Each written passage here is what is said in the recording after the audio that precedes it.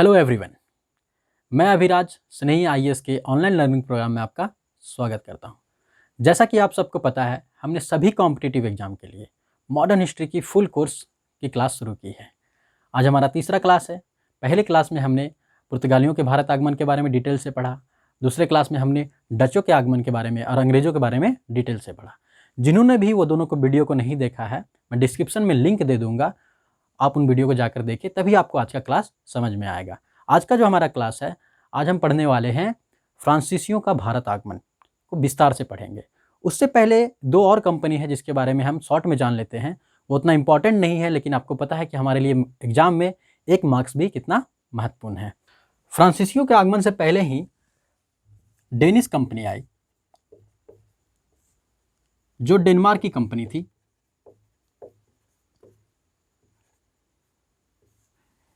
इन्होंने 1616 में भारत आगमन किया। अपनी प्रथम फैक्ट्री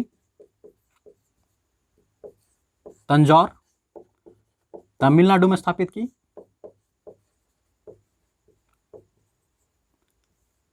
और एक और फैक्ट्री सीरमपुर, बंगाल में स्थापित की। 1745 ईस्वी में इनका भारत से प्रस्थान हो जाता है।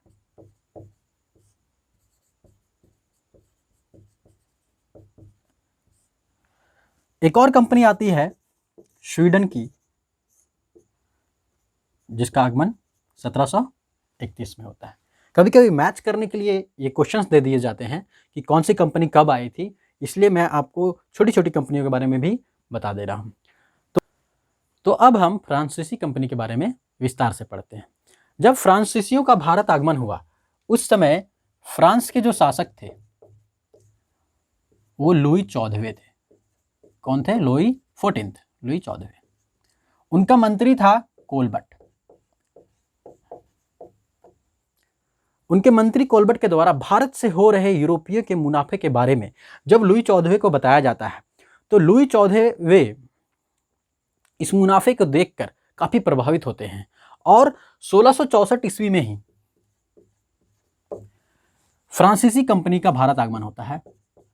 फ्रांसीसी कंपनी का भारत आगमन।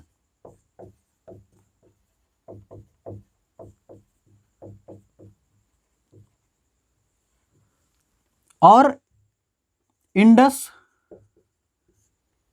10 ओरिएंटल्स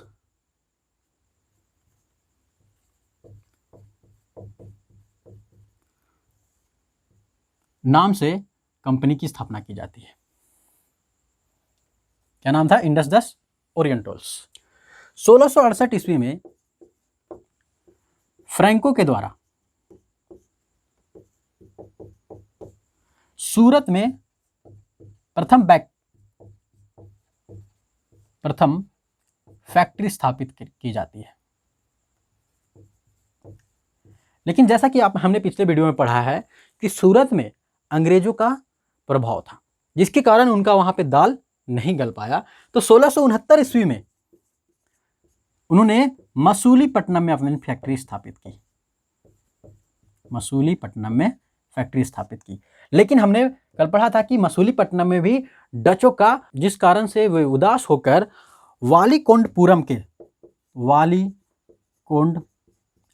के सरदार के पास के सरदार शेर खां लोदी के पास जाते हैं और रिक्वेस्ट करते हैं कि सर हमें एक छोटा सा स्थान दीजिए ताकि हम भी यहां से व्यापार कर सके। शेर खां लोदी के द्वारा उन्हें एक गांव दिया जाता है, जहां पर 1673 ईस्वी में फ्रैंकोइस मार्टिन के द्वारा पांडिचेरी की स्थापना की जाती है। पांडिचेरी नगर की स्थापना की जाती है, जिसे आज हम पुडुचेरी के नाम से जानते हैं।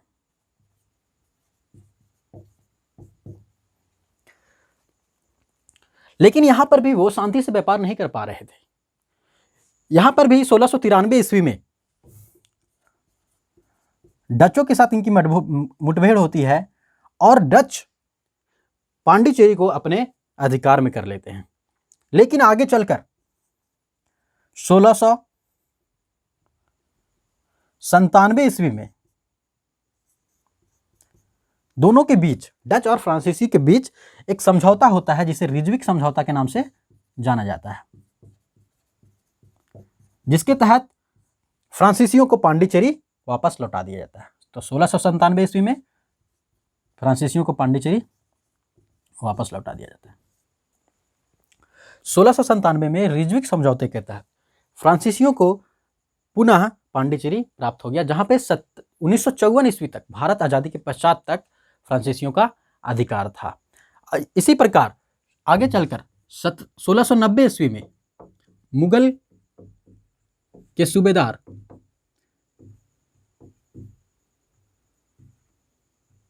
शाइस्ता खां के द्वारा उन्हें चंद्रनगर प्राप्त हुआ।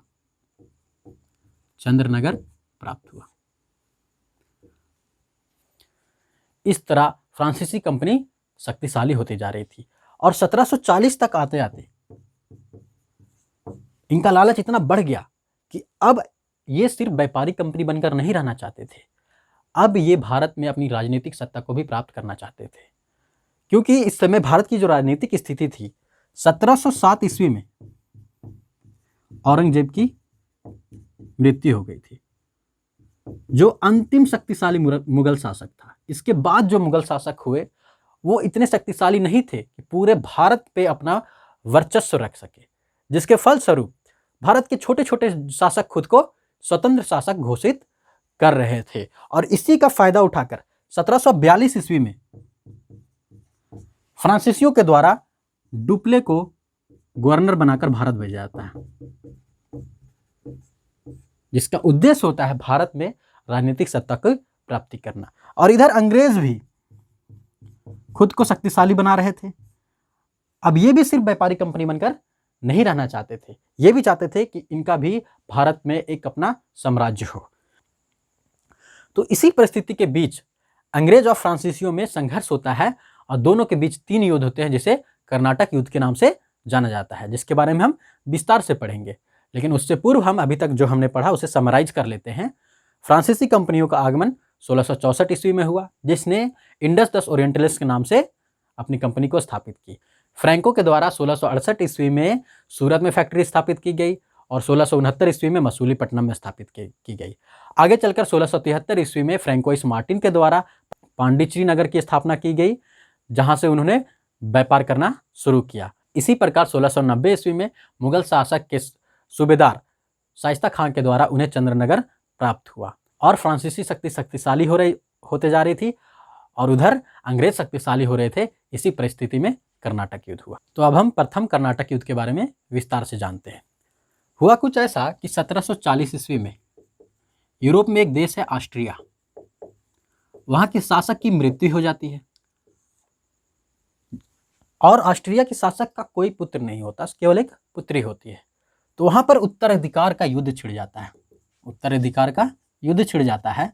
और जैसा कि आपको पता है, किसी देश की राजनीतिक सत्ता में कौन बैठा है, इससे दूसरे देश को भी असर पड़ता है। अंग्रेज चाहते थे कि ऑस्ट्रिया में उनका चहेता बैठे और फ्रांसीसी चाहते थे कि ऑस्ट्रिया में उनका चहेता बैठे। इसी युद्ध का विस्तार 1746 में भारत में हो जाता है और जो प्रथम कर्नाटक युद्ध का कारण बनता है। प्रथम कर्नाटक युद्ध के समय भारत की स्थिति को समझ लेते हैं। इधर पांडिचेरी में फ्रांसीसी गवर्नर डुप्ले था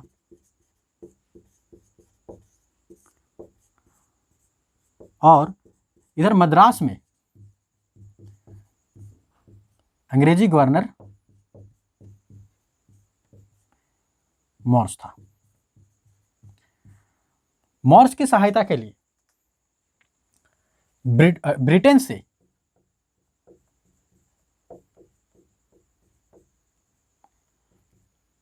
कैप्टन बॉर्नेट के नेतृत्व में नौसेना भेजी गई, जिन्होंने 1746 ईस्वी में डच के जलपोत पर अधिकार कर लिया।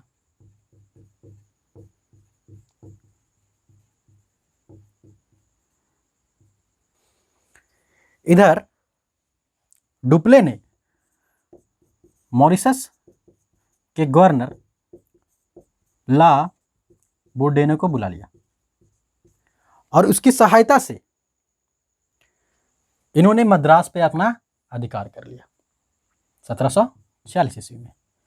ठीक इसी समय अड्यार नदी के तट पे, अड्यार नदी के तट पे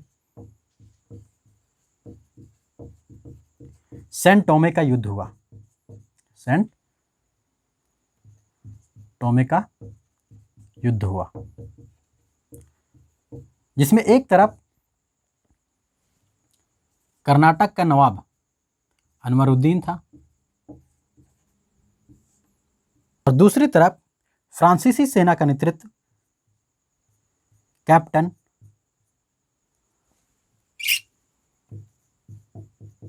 पैराडाइज कर रहे थे, जिसमें फ्रांसीसियों की जीत हुई। आगे चलकर 1748 में ए ला सापल की संधि के द्वारा ऑस्ट्रिया के उत्तराधिकार का युद्ध की समाप्ति हो जाती है, जिसके कारण भारत में भी युद्ध समाप्त हो जाता है। प्रथम कर्नाटक युद्ध में अंग्रेज और फ्रांसीसी दोनों बराबरी पर रहे, किंतु इस युद्ध से भारतीय राजाओं की कमजोरियों का उजागर हो गया। इसका फायदा उन्होंने द्वितीय कर्नाटक युद्ध में उठाया।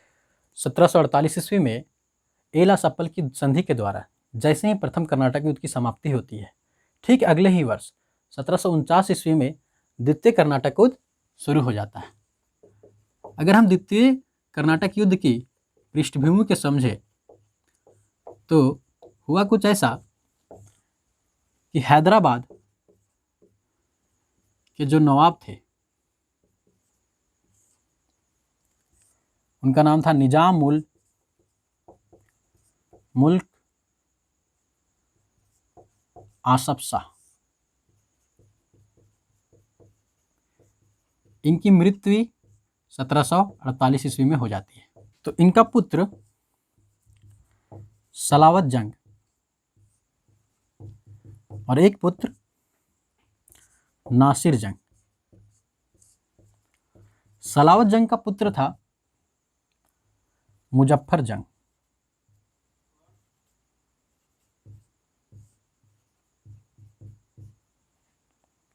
नासिर जंग और मुजफ्फर जंग के बीच हैदराबाद के उत्तराधिकार को लेकर आपस में युद्ध छिड़ जाता है।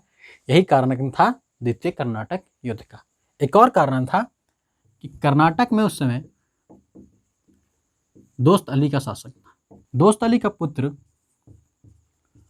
अनवरुद्दीन और उनका दामाद चंदा साहब,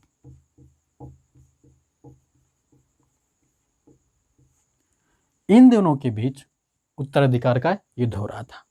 पहला हैदराबाद में नासिर जंग और मुजफ्फर जंग, ये दोनों आपस में लड़ रहे थे, और यहाँ पे अनवरुद्दीन और चंदा साहब दोनों आपस में लड़ रहे थे।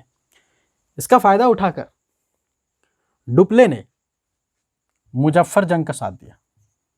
बता दूं कि डुप्ले ही वो गवर्नर था जिसने भारत में सहायक संधि की शुरुआत की, अर्थात जब दो राजा आपस में लड़ रहे हो तो एक का विरोध करो, एक का साथ दो, और जीत हासिल होने पर कुछ व्यापारिक लाभ और कुछ क्षेत्र प्राप्त कर लो। तो डुप्ले ने मुजफ्फर जंग का साथ दिया और अंग्रेजों ने, ब्रिटिश ने नासिर जंग का साथ दिया। इधर चंदा साहब का साथ डुप्ले ने दिया, फ्रांसीसी ने, और यहाँ पे ब्रिटिश ने अनवरुद्दीन का साथ दिया। इन दोनों के बीच 1749 ईस्वी में अंबुर का युद्ध होता है,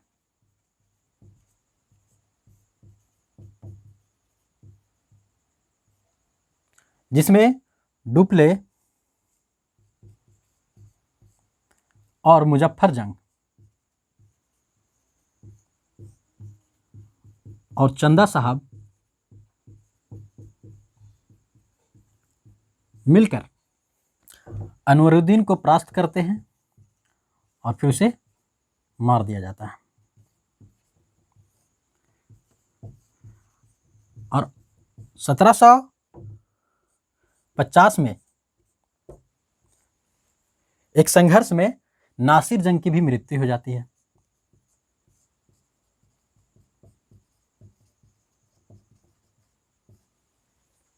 इस तरह हैदराबाद की सूबेदारी मुजफ्फर जंग को प्राप्त होती है और इधर चंदा साहब कर्नाटक के नवाब बन जाते हैं। लेकिन इधर डुप्ले जीत की खुशी मनाता, लेकिन उसी समय 1751 ईस्वी में क्लाइव के द्वारा अकाट को जीत लिया गया और 1752 ईस्वी में लॉरेंस के द्वारा तिरुचिनापल्ली पे अधिकार कर लिया गया, जिससे फ्रांसीसियों को काफी नुकसान हुआ और इसी के कारण डुप्ले को 1754 ईस्वी में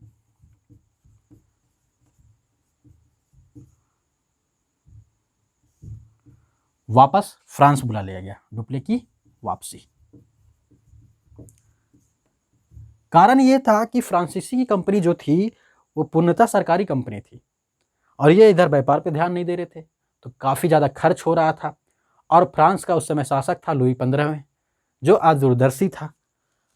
लेकिन अंग्रेजी कंपनी जो थी वो पूर्णतः निजी कंपनी थी और ये व्यापार से भी काफ़ी लाभ कमा रही थी, जिसके कारण डुप्ले को जो धन की आवश्यकता थी उसकी पूर्ति फ्रांसीसी सेना नहीं कर पाई, जिसकी वजह से डुप्ले को बुला लिया गया और गोडोह्यू को गवर्नर बनाकर भेज दिया गया, जो कि आज दूरदर्शी था। आते ही उन्होंने अंग्रेजों से समझौते करने शुरू कर दिए और 1755 ईस्वी में पांडिचेरी के संधि के साथ युद्ध की समाप्ति हुई। इस संधि में जो प्रावधान थे उसके तहत दोनों द्वारा विजित प्रदेश एक दूसरे को लौटा दिए गए और दोनों ने भारतीय शासकों के शासन में हस्तक्षेप करने की पाबंदी कर दी गई। 1755 ईस्वी में पांडिचेरी की संधि के साथ जैसे ही द्वितीय कर्नाटक युद्ध की समाप्ति होती है, उसके अगले ही साल 1756 ईस्वी में यूरोप में ऑस्ट्रिया और प्रसा के बीच एक सप्तवर्षीय युद्ध शुरू हो जाता है। उसी युद्ध का विस्तार भारत में तृतीय कर्नाटक युद्ध का कारण बना। तृतीय कर्नाटक युद्ध का कारण क्या है? यूरोप में हो रहे सप्तवर्षीय युद्ध ऑस्ट्रिया और प्रसा के बीच, जिसमें ऑस्ट्रिया का साथ फ्रांसीसियों ने दिया और प्रसा का साथ अंग्रेजों ने दिया।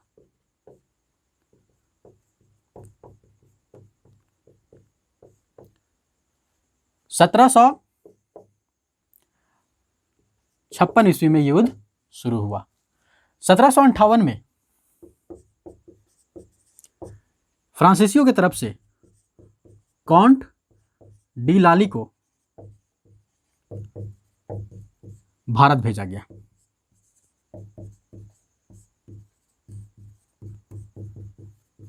आते ही इन्होंने अंग्रेजों की बस्ती, अंग्रेजों का क्षेत्र फोर्ट सेंट डेविड पे अपना अधिकार कर लिया। लेकिन यह भूल चुका था कि 1757 के प्लासी के युद्ध से अंग्रेजों को एक बंगाल प्राप्त हो चुका है, जिसके कारण वो काफ़ी शक्तिशाली हो चुके हैं। इसके बारे में डिटेल से मैं नेक्स्ट क्लास में आपको पढ़ाऊंगा, प्लासी के युद्ध के बारे में। क्योंकि काउंट डी लाली ने फोर्ट सेंट डेविड को आसानी से जीत लिया, तो ये अंग्रेजों को कमज़ोर समझने की भूल कर बैठा और यह आगे मद्रास पे कब्जा करने की कोशिश की, जहां पे सर आयर कूट के द्वारा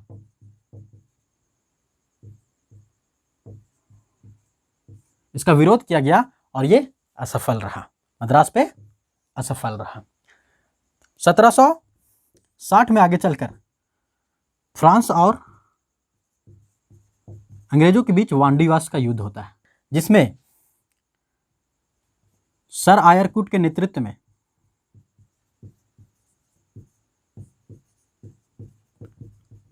फ्रांसीसियों की हार होती है।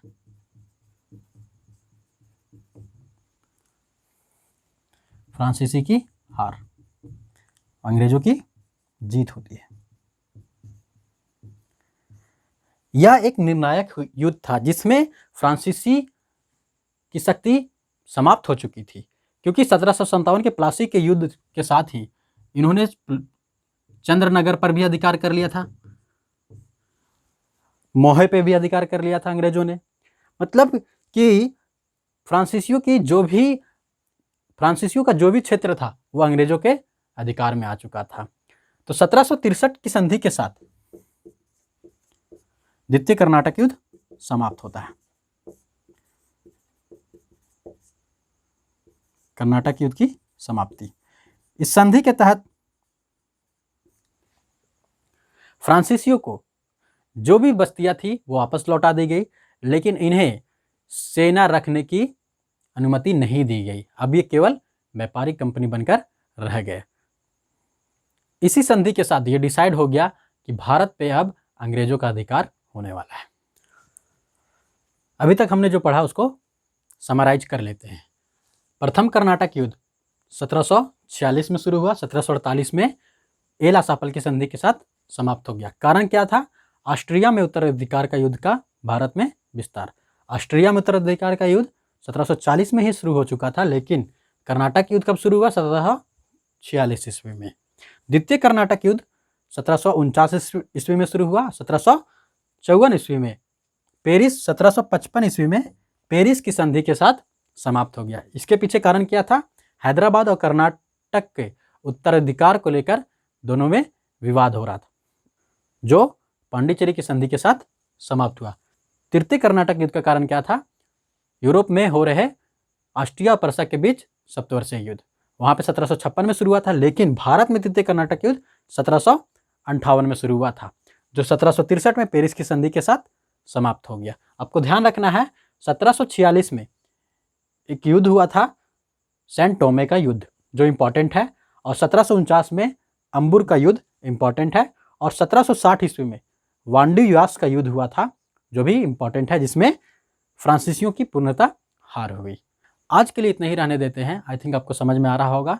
नेक्स्ट क्लास में हम अंग्रेजों का बंगाल विजय के बारे में पढ़ेंगे, जिसमें प्लासी का युद्ध है, बक्सर का युद्ध है। जिसे कोई भी चीज़ें नहीं समझ में आ रही है वो कमेंट करके पूछ सकते हैं। अगर हमारा वीडियो आपको पसंद आ रहा है तो लाइक करें, कमेंट करें और अपने सभी दोस्तों के तक शेयर करें। लास्टली थैंक यू एंड जय हिंद।